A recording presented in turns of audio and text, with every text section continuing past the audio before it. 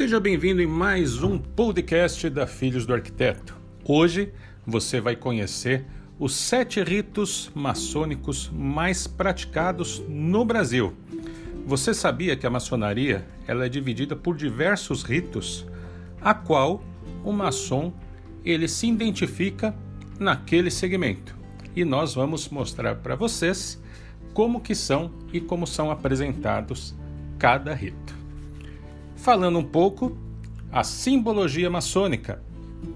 A letra G apresenta diversos significados. É a 7ª letra no alfabeto. O 7 é considerado também o número da perfeição. Como, em vários exemplos, se destaca o que Deus fez no mundo em 7 dias. A semana também tem 7 dias. O esquadro significa retidão, limitado por 2 linhas, uma horizontal que representa a trajetória a percorrer na Terra, ou seja, o determinismo, o destino, e a outra vertical, significa o caminho para cima, dirigindo-se ao cosmos, ao universo, ao infinito, até chegar a Deus. O compasso traça círculos e, abrindo e fechando, delimita os espaços. Representa o senso da medida das coisas. Significa a medida para que todos nós possamos ter os nossos limites. Conheça agora um pouco dos 7 ritos maçônicos mais praticados pela obediência maçônicas regulares no Brasil. Rito adorinamita, rito de origem francesa, foi substituído na França pelo rito moderno em 1785, mas continuou sendo praticado no Brasil, onde foi o primeiro rito a ser adotado. O rito adorinamita é considerado irregular por boa parte da comunidade maçônica internacional, pelo fato de modificar a lenda do grau 3, o que fere um dos principais landmarks maçônicos. Seria o 3º landmark de Mackay, por exemplo, que considera a lenda do grau 3 imutável. Se não fosse pelo fato do rito ter sido descontinuado na França, quando da adoção do rito moderno, o adorinamita seria o mais antigo ainda em prática no mundo hoje. Porém, ele se viu encerrado em 1773 e só foi reativado já no Brasil em 16 de 1 de 1838, sofrendo então grande influência do rito moderno e trabalhado apenas nos graus simbólicos.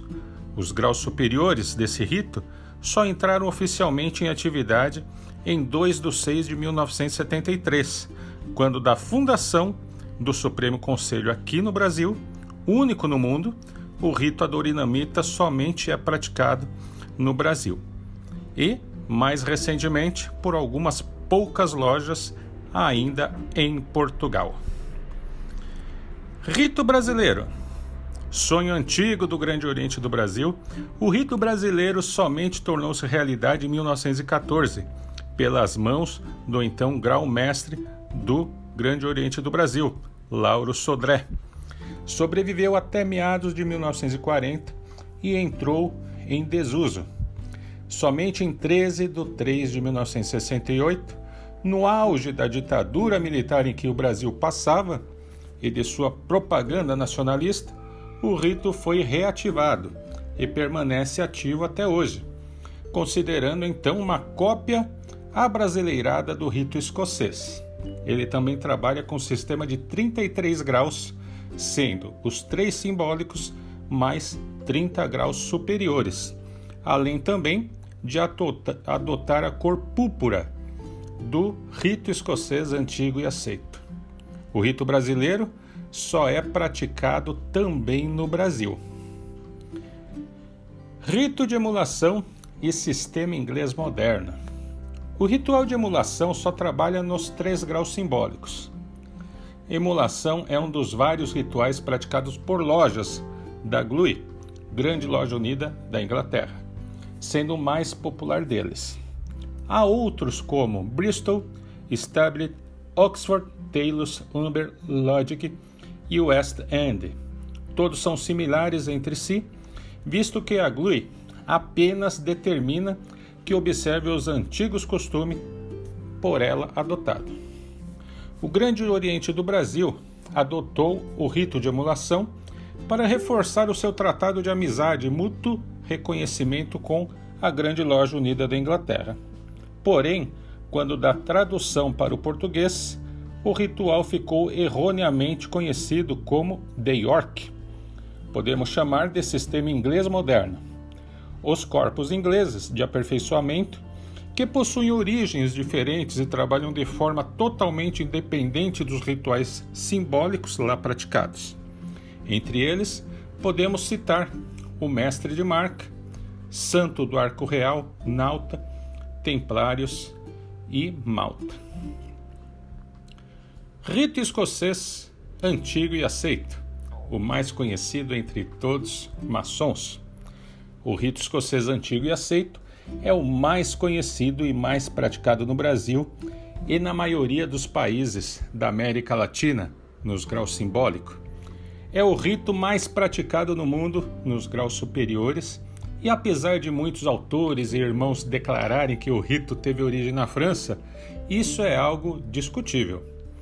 O rito foi realmente consolidado na França, mas sua origem pode-se dizer escocesa, visto que teve origem quando Carlos I, rei da Inglaterra, e de origem escocesa, exilou-se com sua família e famílias nobres mais próximas, também de origem escocesa, na França.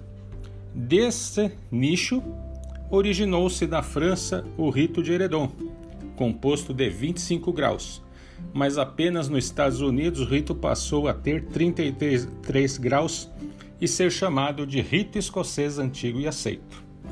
Digamos então que é um rito criado nos Estados Unidos, sobre uma base francesa com raízes escocesas. Os 33 graus do rito escocês são conhecidos em lojas simbólicas, lojas de perfeição, capítulos Rosa-Cruzes, conselhos de Kadosh e consistório. A data da marca do rito escocês antigo e aceito é 31/5/1801, fundação do primeiro Supremo Conselho. Rito francês ou rito moderno. Apesar de declarar ter sido criado em 9/3/1773, o que tornaria o rito mais antigo ainda praticado no mundo, o rito moderno foi totalmente reformulado e reescrito, e somente tomou a forma com que é praticado atualmente quando a chamada reformulação foi ocorrida em 1877, quando se cumpriu a crença em um grande arquiteto do universo e na imortalidade da alma de toda a simbologia, filosofia e frases do rito. O nome foi mantido, mas a reformulação praticamente criou um novo rito, diferente de seu original. Essas atitudes em relação ao grande arquiteto do universo, ao livro da lei e à imortalidade da alma, promovida na ritualística e leis do Grande Oriente da França, foi interpretada pela Grande Loja Unida da Inglaterra como um desrespeito aos antigos landmarks, ocasionando no rompimento das relações entre Grande Loja Unida da Inglaterra e o Grande Oriente do Distrito Federal. Rompimento este que dura até os dias de hoje. Rito de Schröder. O rito de Schröder é um rito de origem alemã. Surgiu no Brasil através da colonização alemã no sul do país. O rito surgiu na Alemanha para substituir o rito da estrida observância, que possuía forte influência da cavalaria templária, distanciando-se assim do simbolismo da maçonaria operativa, o que, com o tempo, gerou grande descontentamento dos líderes e estudiosos maçônicos da época. Foi então que o irmão Schröder começou a escrever o rito, que acabou ficando conhecido pelo seu nome.